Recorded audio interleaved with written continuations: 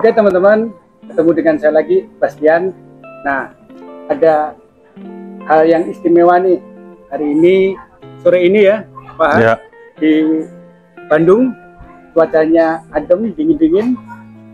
Lokasi kita ada di Dago ya, Dago Atas, Bandung, tempatnya sejuk. Dan ketemu dengan Pak Hartono. Nah, siapa Pak Hartono? Kita akan ulas lebih lanjut seperti apa perkembangan bisnis beliau, kemudian beliau bisnis dalam bidang apa, tapi yang pasti bisnis dalam bidang pickleball. Oke teman-teman, simak terus podcast hari ini dengan saya Bastian dan Pak Hartono. Selamat sore teman-teman, saya Hartono dari Surabaya. Saya banyak memperhatikan di pickleball equipment karena saya bergerak di bidang peralatan olahraga. Saya terkesima dengan adanya olahraga pickleball yang mulai dicintai di masyarakat Indonesia. Nah, begini Pak, sebelum kita mulai lebih lanjut ya, nanti kita akan jelaskan dari teman-teman seperti apa sih sejarah perusahaan Hart atau brand Hart kemudian masuk di pickleball Pak ya, dan juga perkembangan pickleball equipment hingga saat ini. Oke teman-teman.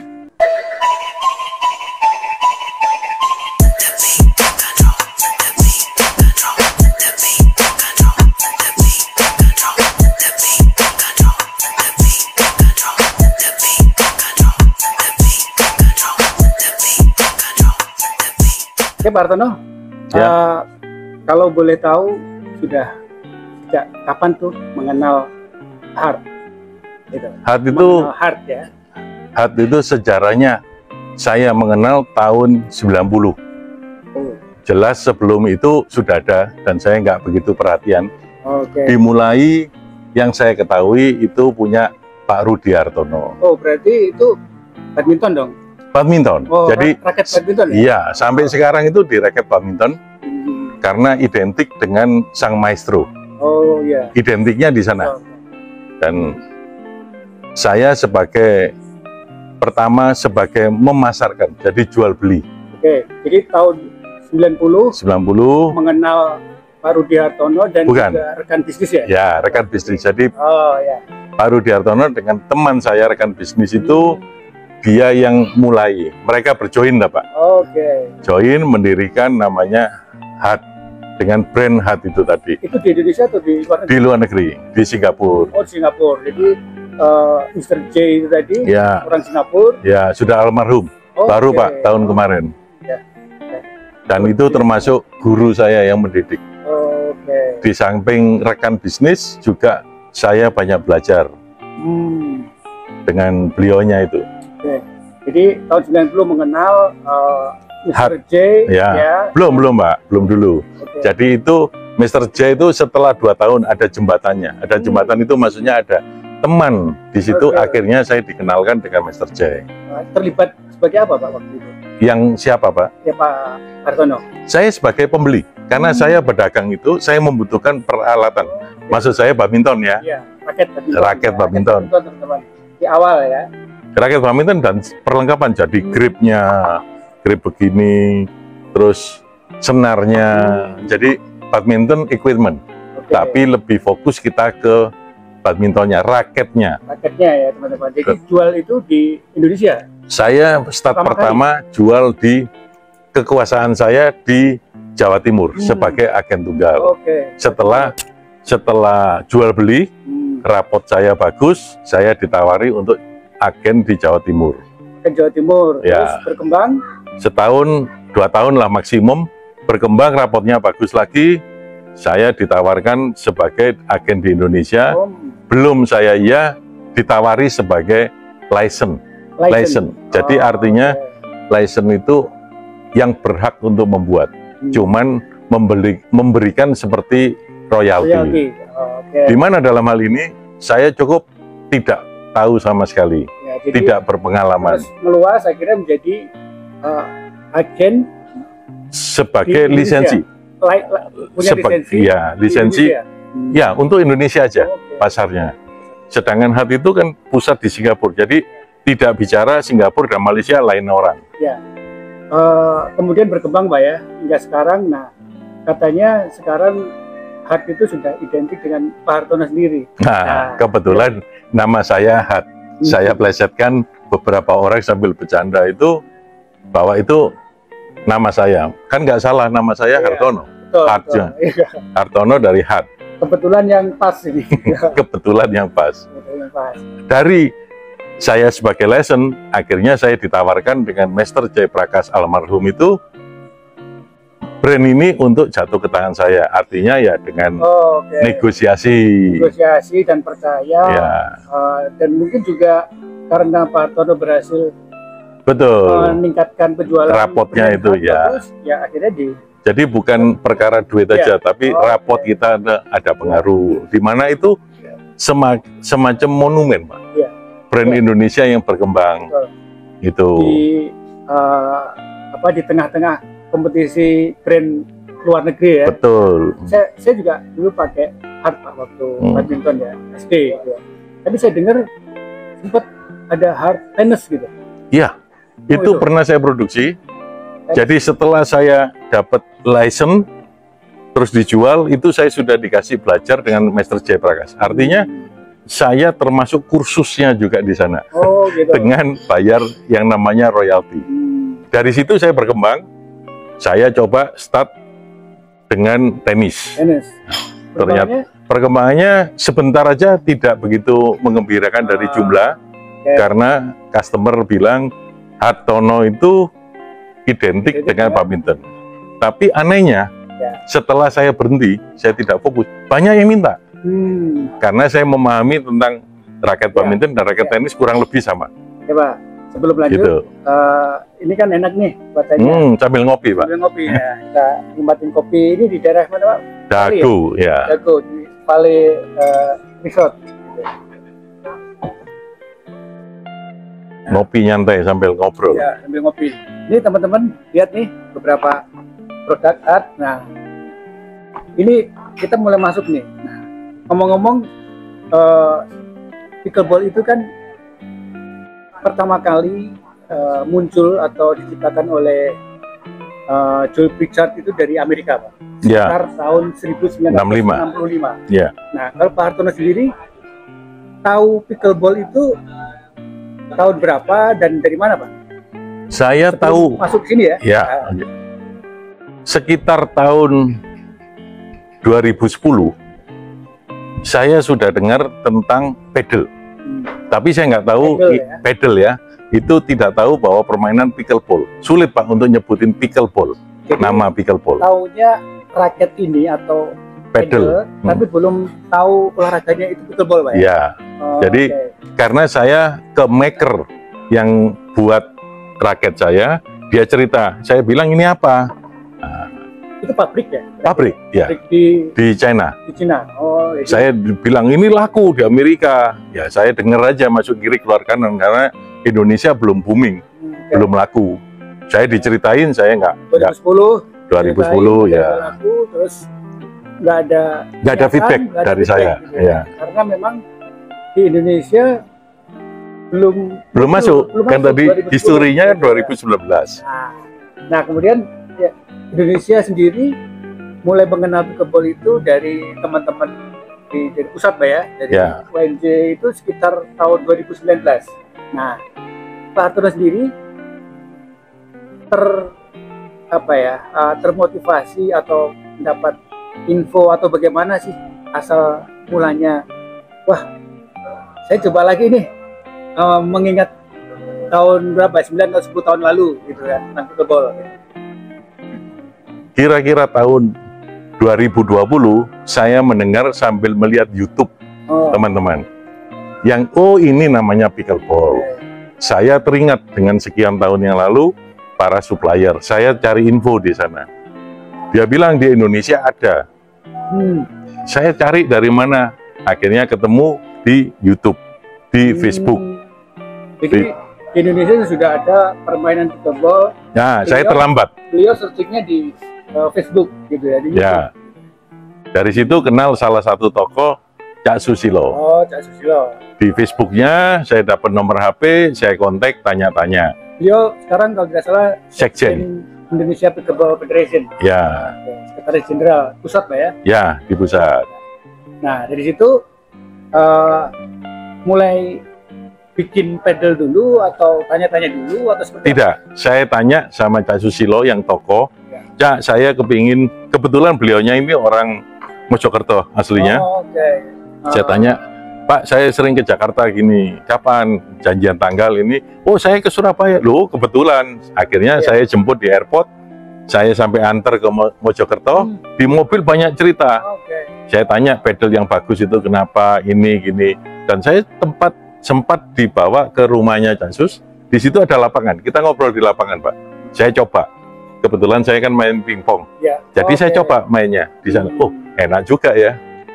Di situ sambil saya menggali keterangan dari Cak Susilo. Oh, jadi info terkait dengan ya mungkin peralatan, cara permainan sendiri ini belum masuk ke bikin belum sampel pedalnya Pak ya? Belum. Saya cuma dapat info, tanya-tanya dengan tokonya. Tokonya menyebutkan, oh ini pedal ini gini, mainnya gini.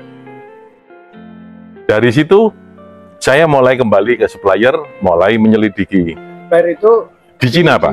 Kan saya sering karena raket badminton, dan ini 90% raket badminton produksi pabrik raket badminton di China yang dari karbon itu produksi pedal, Pak, saat itu. Jadi bagi saya lihat produksi ini gampang karena saya berkecimpung di badminton itu sudah sekitar 40 tahun lebih. Oh, iya. Saya paham betul tentang badminton. Mengetahui ini dari supplier raket. Jadi saya kembali lagi untuk mempelajari setelah saya dapat data-data atau info dari tokohnya pickleball, yaitu Cak Susilo. Jadi Pak Tono langsung terbang ke Cina? Bukan, saya sering. Jadi rutin. Ya, 2 bulan sekali selalu. Jadi memang benar-benar harus tahu langsung gitu ya, prosesnya gitu ya. Jadi memang mengetahui bagaimana tentu saja kualitas ya, dan kemudian menentukan pilihan. Oh, saya harus bikin beberapa sampel pedal itu gimana Pak? Dari kita memahami dulu tentang spek-speknya ini, dan saya adjust dengan tanya di beberapa pemain-pemain yang istilahnya juara-juara, minta pendapat atau yang bermain meskipun nggak juara. Teman-teman atlet nasional itu? Ya, salah satunya. Saya tidak hanya satu, karena saya tahu tipe pedal apa itu dipengaruhi dengan postur tubuh seseorang, umur, fisik seseorang, ya. Jadi mungkin juga usia gitu kan. Iya. Karakter itu ternyata mempengaruhi kebutuhan pedal kita gitu ya. Jadi pedal yang enak bagi saya belum tentu enak bagi Mas Bastian. Selera itu. Dari mana ukurannya? Paling enak dicoba. Makanya saya menciptakan ini dengan demo. Jadi orang mencoba dulu, baru silakan. Tidak harus beli, Pak. Nyoba. Saya dengar awal pertama Pak Al mengenalkan pedal hard ya, pada saat itu seperti tenteng-tenteng koper atau apa gitu. Saya dari Cina, setelah dapat info, saya implementasikan ke sampel di Cina, sambil saya dengerin Cina itu ngomongnya bagaimana, saya combine dengan kebutuhan pemain-pemain di sini, akhirnya terbit pedal-pedal. Sampel saya bawa koper, datang pas ada di kejuaraan UNJ. Seingat saya tahun Open. Indonesia Open, seingat saya tahun 21 ya. 2021 atau 22 lah. Pandemik ya? Ya. Dan pandemik COVID, bawa-bawa sampel produk untuk dites teman-teman atlet, wah luar biasa sih teman-teman. Saya cuma pengen tahu. Mulainya ya. Pengen tahu bagaimana pedal saya ini. Saya nggak kepingin tahu bagusnya, saya pengen tahu jeleknya. Di mana. supaya saya bisa memperbaiki diri. Saya komplain ke supplier. Feedback ya. Feedback. Pedal yang ya mungkin bisa sesuai. Diterima, ya, sesuai dan bisa diterima. Setelah saya ambil sampel, saya mulai ini ada feedbacknya. Feedbacknya negatifnya, wah desainnya aku terlalu norak, bla bla. Karena saya biasa bikin raket, desainnya norak. Raket kan cuma gitu aja guys, jadi apa? Enggak, desainnya beda. Desainnya. Nah, kalau ini kan ya, lebih fashionable ya, macam-macam apa warna dan sebagainya, jadi cukup menarik. Nah, sebelum masuk ke berikutnya Pak, kira-kira belum masuk ke produksi massal ya, kira-kira motivasi Pak Hartono membuat pedal pickleball ini itu apa sih Pak? Saya setelah melihat di pasar, saya coba di pasar, saya masuk di pasar, artinya saya lihat, aduh, ini mahal sekali, yang pedal dari luar itu mahal. Saya berpikir ini kemahalan. Kenapa? Bagi saya yang penting harus jalan dulu dan harga bisa terjangkau. Saya mulai start dengan situ. Sampai saya bikin yang sampai kelas bawah dan banyak kritikan Pak. Banyak kritikan kelas bawah. Saya beberapa teman itu yang sekarang jadi teman itu mengkritik, kenapa kamu jual murah, jual mahal aja. Saya nggak mau, karena dengan adanya jual murah supaya masyarakat makin banyak yang berkembang, makin banyak pemakai, Indonesia makin ini. Ya, nah memang saya sendiri ya, saya juga pemain pickleball antusias, amatir ya. Saya melihat beberapa pedal luar Pak ya, luar itu harganya selangit bro. Harganya tinggi, padahal untuk kebutuhan saya tidak perlu pedal semahal itu, tapi pedal yang terjangkau ya, affordable Pak ya, terjangkau dan sesuai dengan kebutuhan tadi. Kalau tidak salah kan memang ada leveling Pak ya, ada entry level, beginner, intermediate, dan juga ke pro. Ada semua. Ada semua. Jadi memang saya punya riset R&D itu untuk melihat bagaimana pedal yang luar. Sampai saya beli, uang sekolah saya belah-belah supaya tahu, dan struktur dan material sama. Kalau saya bilang sama, saya pernah sosialisasi ke beberapa daerah, saya tunjukkan kalau mau beli brand silakan beli yang luar, kalau beli produk nggak bakalan kalah, dan terbukti dengan ini salah satu bisa diterima. Padahal ini saya takut Pak, jualnya ketinggian, ternyata bisa diterima. Saya kaget. Ini yang premium ya, kelas premium. Blade Z5 dengan material surface itu Toray, jadi carbon fiber. Kita nggak akan ngomongin soal detailnya, detail spek, itu nanti ada sesi khusus. Di dunia pickleball kan ada istilah easy and fun. Nah, termotivasi easy and fun, terus apa lagi Pak untuk yang saya lihat equipment di pickleball itu menurut saya terlalu tinggi harganya. Oleh sebab itu saya bagaimana menciptakan atau membuat produk dengan spek yang sama dengan bahan yang sama, dan tidak menyalahi aturan, tapi dengan harga yang terjangkau sekali. Itu salah satu motivasi saya untuk mengembangkan pickleball. Saya bukan pemain, tapi saya akan meratakan untuk memasyarakatkan bermain pickleball. Contohnya dengan adanya turnamen, sanggup saya memberikan ini, tinggal memberikan kontribusi yang membuat mudah dan menciptakan pasar pemain Indonesia itu akan bisa terjangkau. Dan di sekolah-sekolah saya akan memberikan kontribusi yang akan saya rancang, termasuk dengan pusat saya akan merancang di mana ini itu dengan IPF pusat yang sedang direncanakan dengan desain tertentu untuk memberikan sumbangan kepada sekolah yang mempunyai lapangan pickleball. Jadi ada model kerjasama yang bisa disupport oleh HART. Jadi kerjasama itu fleksibel, fleksibel ya. Ada sponsorship itu mungkin common ya atau umum, tapi ada model kerjasama yang lain. Sebenarnya saya lihat ini salah satu motivasi untuk memunculkan pembinaan ke mengembangkan dulu supaya banyak, nanti mulai dibikin pembinaan supaya mengenal gitu ya. Dan Indonesia saya lihat ini tidak, saya sudah turun ke beberapa daerah itu melihat pengembangan itu, dan anak-anak ini cukup jago, dan saya yakin kedepannya kalau ini berjalan terus dan lebih baik, Indonesia pasti ada menang. Dan ini saya sudah kerjasama dengan IBF untuk approval produk yang ini, karena itu secara tidak langsung memberikan kontribusi ke pihak Indonesia.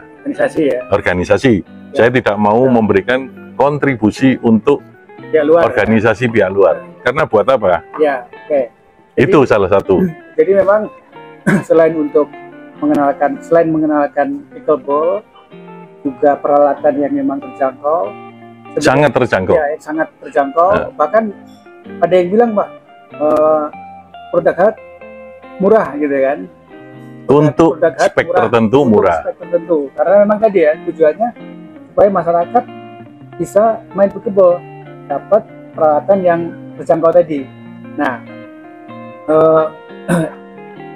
buat saya pribadi sebenarnya ini sesuatu yang menarik, bukan hanya untuk karir prestasi atau pro, tapi juga buat masyarakat yang memang gemar olahraga. Saya amatir di kompleks saya itu banyak ini Pak, banyak masyarakat yang memang olahraga gitu ya, dan ini jadi pilihan ya, untuk semua usia. Di beberapa wilayah di Indonesia ya, terus terang pertama kali mereka main itu adalah komunitas yang usianya 40 ke atas gitu kan. Betul.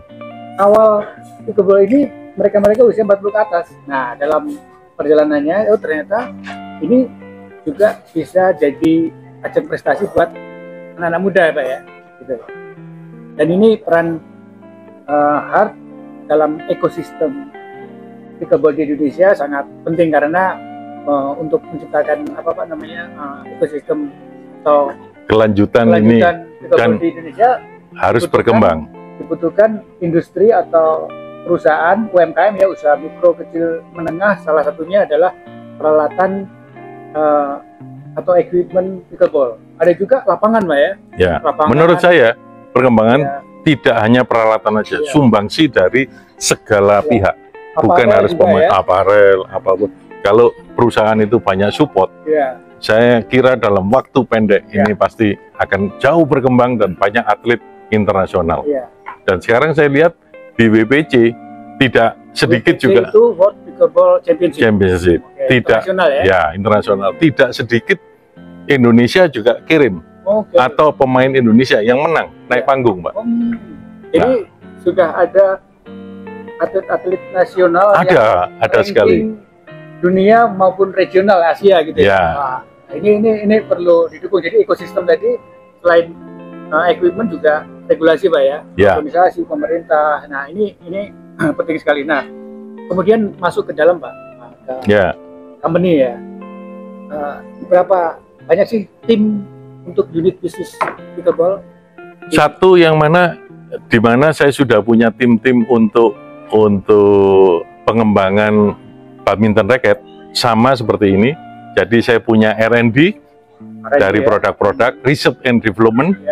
Terus-terusan jadi sampai pedal yang keren ini harus ya. Sekarang saya ngembangkan yang premium, kelas premium. Jadi yang murah menurut saya sudah cukup, tapi bukan murahan, murah tapi bisa dipakai. Terjangkau, durability-nya bagus, kualitinya bagus, gitu ya.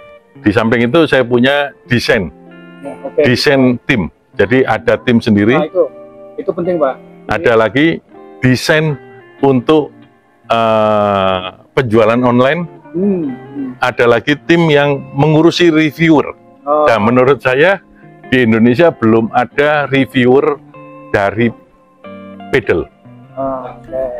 Dan saya sudah mulai di badminton reviewer, jadi gampang. Dan itu Saya punya tim untuk mengelola itu, di mana memberikan kesan dan itu tanggapannya kan saya dengar. Kalau negatif, oke, saya perbaiki. Ya, jadi saya membutuhkan cermin. Ya, betul. Di mana ini kekurangan apa itu? Jadi pihak luar, apakah itu user, customer, kalau cerewet ya atau memberikan masukan, itu yang ditunggu Pak ya sebenarnya. Iya. Ya, untuk improvement, untuk inovasi kayak gitu. Dan saya sering memberikan sosialisasi tentang produk dan pedal, bola dan pedal. Itu pertanyaannya bagus-bagus dan banyak yang belum paham. Yang tertarik iya. Untuk tahu produk. Iya. Pak, ya? Tapi kumpulkan, jangan satu-satu, capek Pak. Iya. Itu paling nggak kan 3 jam. Jadi nanti teman-teman atau misalnya satu daerah gitu produk knowledge lah. Ya, jadi satu daerah misalnya di ya. Kalimantan, di Sumatera, di Papua, kalau membutuhkan macam ya produk knowledge dan tahu lebih banyak mengenai fashion, calling aja gitu Pak ya. Ya. Mudah-mudahan ada kesempatan kita bisa. Nah, kemudian masuk ke lini bisnis Pak. Ya. Lini bisnis ini seperti apa sih model bisnis peralatan pickable hard? Saya tahu bukan hanya pedal, tapi ada juga net, ada bola, equipment, gitu kan? Jadi perlengkapan. Ya, perlengkapan itu ada. Nah, di tengah persaingan produk-produk yang lain, khususnya produk dari luar, impor. Nah, model bisnisnya seperti apa Pak? Saya lihat pickleball ini pangsa pasarnya harus melalui komunitas. Komunitas. Nomor 1. Beda dengan masuk klub juga. Komunitas dulu saya bicara. Jadi secara tidak langsung bukan ke toko offline. Beda dengan badminton. Jadi kita bicara pickleball pedal ini ke komunitas. Dari komunitas saya mencari siapa yang pickleball lovernya. Yang pickleball addict. Ya, begitu addict saya coba, saya training sebentar, saya mau jadikan agent sebagai kepanjangan tangan saya. Saya selalu mencari. Nah, dari agent ini saya persilakan edukasi ke mereka untuk mencari reseller. Karena tidak mungkin kita bekerja sendiri. Jadi saya tidak handle, tapi saya menghadapi masalah-masalah dari reseller. Akhirnya lama-lama agent ini akan menjadi terbiasa dan termotivasi untuk menghadapi reseller. Nah, dari situ akan berkembang terus. Jadi turnamen apa segala macam. Support dari online ya, support turnamen. Mayoritas model bisnisnya saat ini itu online Pak ya, jualan online ya? Tidak. Yang di agent tadi? Agent silakan mau jual online. Offline juga ya. ada. Kalau saya masukkan ke toko offline, saya kenal hampir di seluruh Indonesia. Selalu yang ditanya pickleball itu apa? Saya mesti jelaskan capeknya minta ampun. Dia belum tahu. Ya, masih cara-cara konvensional ya, cara lama ya. Jadi model digitalisasi e-commerce itu memang apalagi kemarin masuknya juga saat pandemik Pak ya, 2021 ini cocok sekali. Pas gitu. Jadi switching bagaimana model bisnis tadi. Nah, kalau boleh tahu agent di Indonesia ada berapa Pak? Sekarang ini yang tercapai ada 8 Pak. Sudah 8 dan saya cukup ya di beberapa kota atau satu kota satu minimum region lah. Region ya. Kalau di Bali ada 1, NTB 1. Itu yang saya taruh supaya tidak bentrok mereka itu.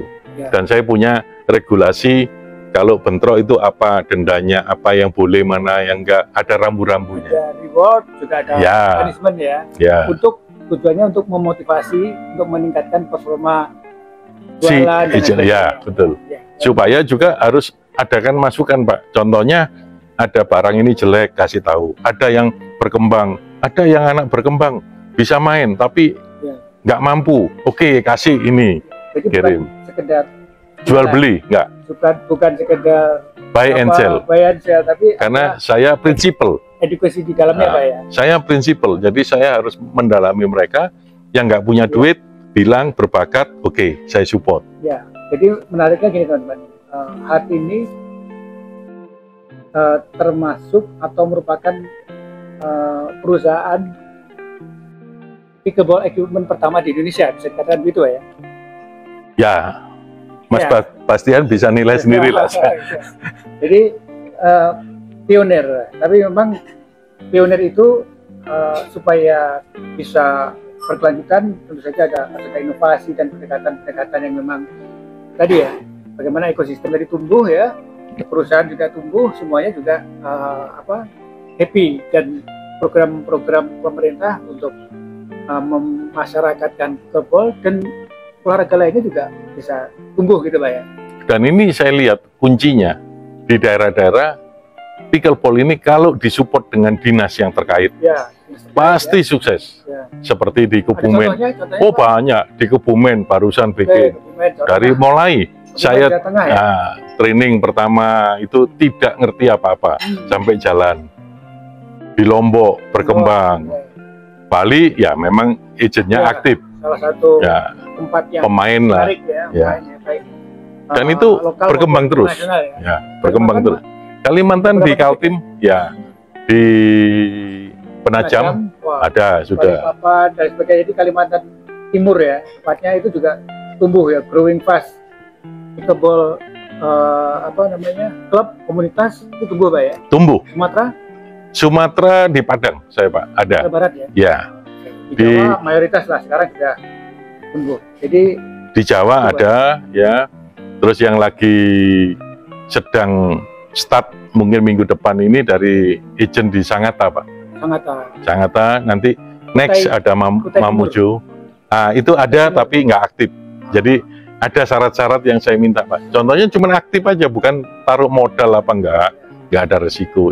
Yang penting itu keaktifan daripada si agent itu. Oke Pak, next Pak, plan atau rencana hard ke depan itu di dalam konteks pickleball bagaimana Pak?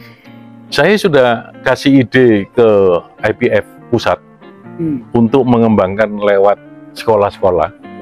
Karena sumber yang saya lihat dari olahraga badminton terutama ya, itu sumbernya semua atlet itu dari sejak kecil Pak. Dari paling enggak sejak dini, artinya sekolah, SD, SMP, itu kita pupuk dulu. Bukan cari bibit di umur 40. Nah itu kan sekedar untuk cari keringat, fun. Gitu, kan. Mungkin bisa ikut turnamen kelompok umur, gitu kan, rekreasional. Nah itu masuk di kategori amatir dan rekreasional, sama seperti saya, rekreasi, jalan-jalan. Dan itu sudah di plan Pak. Ya. Saya punya desainnya semua untuk yang IPF pusat, dan saya sudah rekonfirm, kasih contoh apa. Dan itu proyeknya saya proyek rugi Pak, kasih gratis. Tapi nggak apa-apa, yang penting dibagi, yang penting kita ada hasilnya. Digunakan Pak ya. Digunakan. Tadi anak-anak sekolah mengenal pickleball ya, sesuatu yang menarik ya. Jadi memang bisnis itu berkelanjutan itu bukan hanya sekedar bisnis, tapi ada sosial edukasi di dalamnya. Dan saya ini merupakan contoh untuk mengundang pengusaha yang tergelitik, yang ini ayo kita sama-sama bangun.